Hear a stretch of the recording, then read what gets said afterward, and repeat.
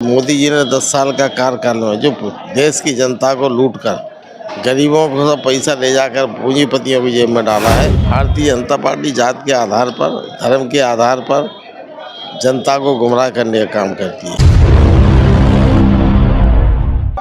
पूर्व नेता प्रतिपक्ष और मंत्री रहे मध्य प्रदेश सरकार में कई बार विधायक रहे और मुरैना श्योपुर लोकसभा से एक बार चुनाव भी लड़े और इस बार सबसे मजबूत दावेदार के रूप में मेरे साथ डॉक्टर गोविंद सिंह जी मौजूद हैं। उनसे जान लेते हैं। सर, आज राहुल गांधी जी की भारत जोड़ो न्याय यात्रा का शुभारंभ इस मुरैना से हुआ है और उसी मंच पे हम खड़े हुए हैं। मेरे साथ में तैयारी कैसी है भारत जोड़ो न्याय यात्रा के बाद में?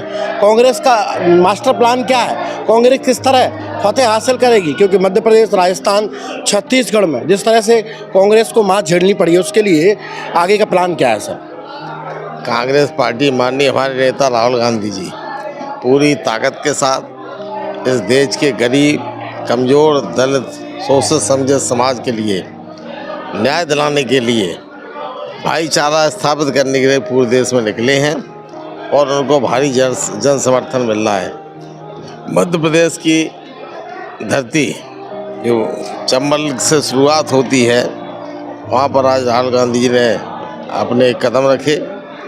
पूरी जनता सैलाब के साथ किसान, मजदूर, नौजवान, गरीब तबका पूरा निकल पड़ा है और हमें उम्मीद रखते हैं इस चुनाव में मोदी जी के जो कारनामे हैं वो जनता उनको पछाड़ेगी। राहुल गांधी के नेतृत्व में कांग्रेस और इंडिया गठबंधन मजबूत होगा।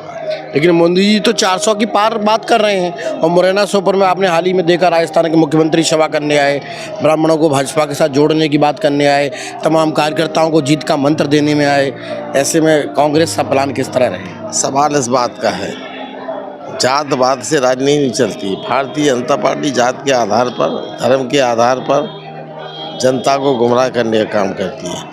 लेकिन अब जनता ने जो मोदी जी ने 10 साल का कार्यकाल में जो देश की जनता को लूटकर गरीबों को सब पैसा ले जाकर पूंजीपतियों की जेब में डाला है, उससे आम आदमी परेशान है तरफ से और उसका बदला चुनाव में लेगा। जो वायदे मोदी और मध्य प्रदेश की सरकार शिवराज सिंह ने किए थे, उन वायदों का कोई पालन नहीं हो रहा। गेहूं का रेट 2700 रुपये का वायदा किया था, अभी तक नहीं चालू किया। सरसों का खरीद जो भिंड मुरैना की किसानों की जान है, 5600 रुपये कुंटल खरीदने का वादा किया था, अभी तक खरीद सेंटर नहीं बने।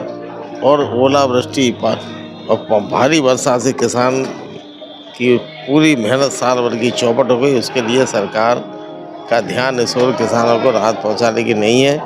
किसान की आबादी भिंड, मुरैना, ग्वालियर, चंबल संभाग में करीब 75% देहात में है और किसान मजदूर आक्रोश तैयार बैठे हैं। अब तो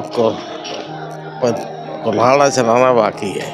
अच्छा डॉक्टर साहब, आप मुरैना श्योपुर से एक बार चुनाव लड़ चुके हैं और इस बार क्या लगता है किस तरह तैयारी रहेंगी और क्या सवाल इसका है? जनता आग्रह कर रही है, अगर पार्टी हमें उचित समझती है उतारेंगे तो मैदान में लड़ाई मजबूती के साथ लड़ेंगे। पहले चुनाव हारने का मूल कारण था हमारे इस क्षेत्र के नेता थे सिंधिया जी, उनके प्राइमरी का ब्लॉक अध्यक्ष भी उनकी बिना मर्जी के नहीं बनता था और उन्होंने पूरी कांग्रेस हमारे खिलाफ लगा के, क्योंकि हमेशा सामंतशाही का विरोध करता हूँ और उन्होंने ओपन पार्टी में रह के पार्टी के साथ गद्दारी की थी और हमें चुनाव हराया था। चलिए, और कह रहे हैं कि पहले जीत का हार का कारण केवल ज्योतिरादित्य सिंधिया जी थे, आज वो दल में नहीं है, मजबूती से चुनाव लड़ेंगे और मुरैना श्योपुर को फतेह हासिल करके देंगे, ऐसा कहना है कांग्रेस के पूर्व नेता प्रतिपक्ष गोविंद सिंह जी का। फिलहाल तो इतना ही रिपोर्ट में, आगे देखते रहिए, बने रहिए। कैमरा पर्सन प्रताप के साथ ब्यूरो रिपोर्ट, लोकनायक न्यूज, मुरैना।